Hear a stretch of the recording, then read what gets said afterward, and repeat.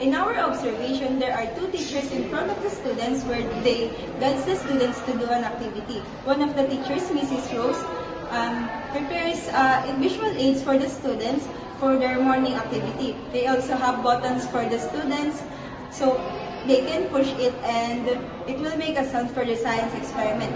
While doing the experiment, teachers usually holds the hands of the students so they know what they will do. They also have equipments like the rhythm pacer since most of the students have orthopedic impairments. And they also use sign language to communicate and technology to teach. They also let the students play ukulele since most of the students like music.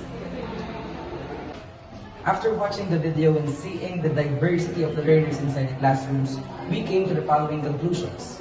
First, a teacher should not only be able to share her or his knowledge of content across the curriculum, but also must be able to assess the students of their various needs so as these needs will be addressed within the classroom. Second, we saw the different strategies, the different activities and approaches employed by the teachers.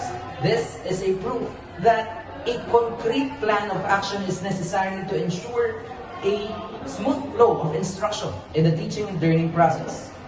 Furthermore, we also learned that the teachers should be given the necessary information and data for them to be able to pick out, arrange, and choose the correct learning material and teaching material that would suit the different needs of the learners.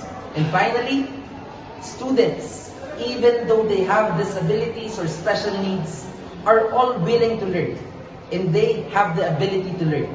Just depends on how the teacher will teach.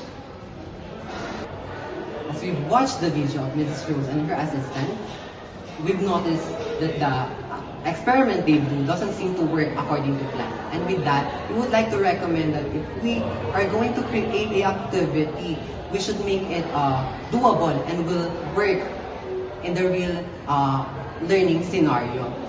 On the other hand, I would like to commend the efforts and initiative they do in order to make the learning process as fun as possible by integrating music in the learning process of the children. And by this, we conclude that well-trained teachers should be the one who is facilitating the learning of those child who have special needs, as we firmly believe that they are the person who could provide the best service our world could offer.